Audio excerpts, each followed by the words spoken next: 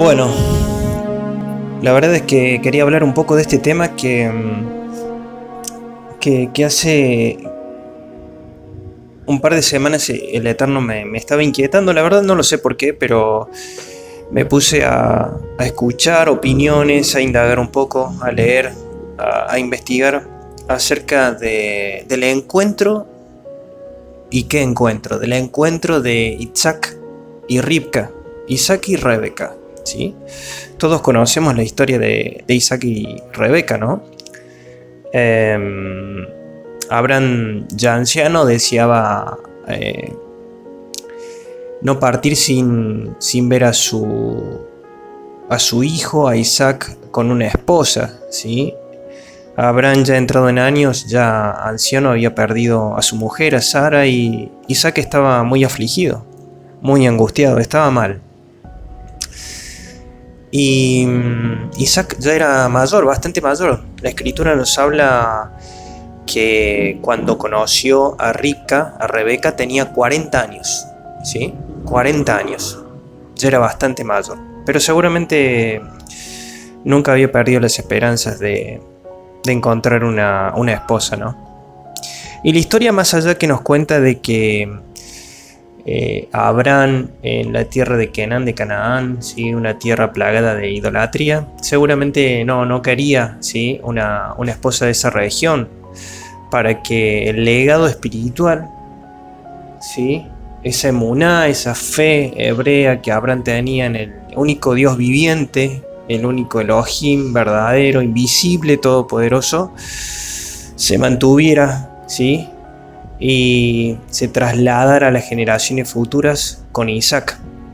Y por esa razón Abraham le encomienda a su criado, su siervo, que busque una esposa, ¿sí? Una esposa que realmente ayude a Isaac a mantener en el tiempo esta emuná, esta fe, este legado espiritual.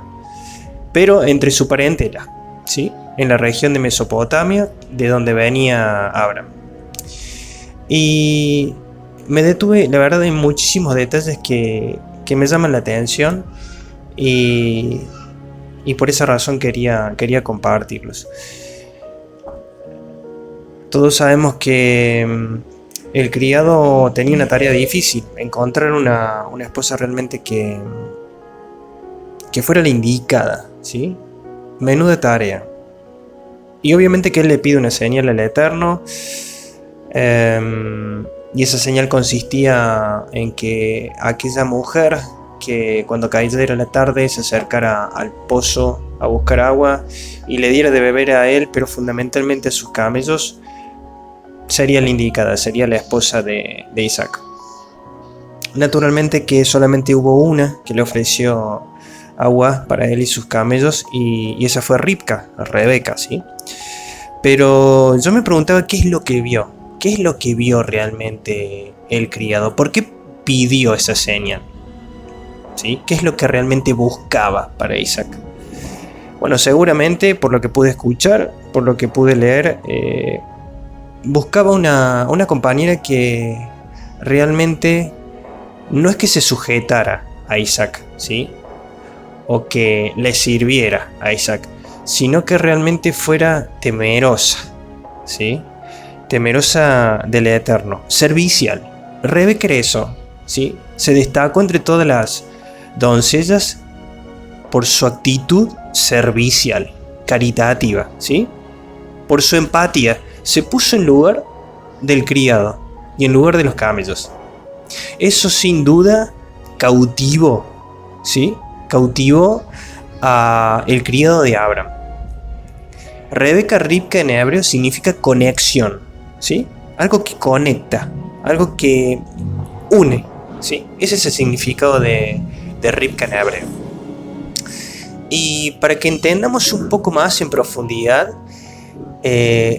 Rebeca era hija del sobrino de Abraham. Imaginen ustedes, Rebeca, hija del sobrino de Abraham. ¿Cuántas generaciones, no? Y esta muchacha era la escogida para ser la esposa de Isaac. había una gran diferencia de generaciones, ¿no? La escritura nos dice que Isaac tenía 40 años y que Rebeca era virgen, pero la escritura la describe como una doncella, ¿sí? Como una doncella. Ella salió a buscar agua con las doncellas, ¿sí? Del pueblo de Abraham. Es interesante también ese dato, como una muchachita, ¿sí? Virgen, una jovencita, seguramente habrá tenido, no lo sé, 15, 16 años, ¿sí? Calculo que no más de eso, la escritura no amplía mucho. Es interesante ver cómo una muchachita era temerosa y tenía esa actitud empática, ¿sí? hacia las personas. Y eso es lo que cautivó al siervo de Abraham. Y más allá de que la historia continúa en que el siervo tuvo que negociar allí el quedarse o no 10 días más para que esta muchacha pudiera despedirse de su familia, me llama mucho la atención de que cuando ella se dirige hacia la tierra de Abraham, ella, al ver a Isaac que había salido a dar un paseo, y la escritura nos dice que Isaac estaba meditando. Él estaba meditando, seguramente pienso que ansioso, esperando, preguntándose quién iba a venir de la mano del siervo de su padre, a quién se traería. O quizás haciéndote fila orando. La escritura dice que Isaac meditaba. Y cuando Isaac vio que se acercaban unos camellos, y cuando Ribka pudo advertir que un hombre caminaba hacia ellos, se bajó del camello y le preguntó al siervo: ¿quién es ese varón que camina hacia nosotros? Y el criado de Abraham le termina revelando que era Isaac, su esposo. La doncella, la muchacha, no hace más que cubrirse el rostro con un velo, seguramente de la vergüenza, seguramente por temor, ¿sí? Y cuando el siervo le contó todo lo que había sucedido y la actitud servicial de Rebeca, realmente ocurrió lo que su nombre en hebreo nos revela. Isaac tuvo una conexión, quedó unido, enlazado a su esposa, a esta muchacha. Rebeca significa eso, conexión, la que une, la que cautivó al criado de Abraham y fundamentalmente a Isaac.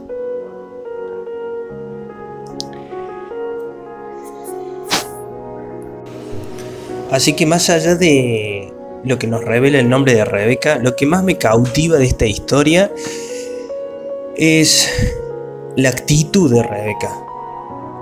¿Por qué Rebeca automáticamente no dudó y quiso ir con el siervo de Abraham?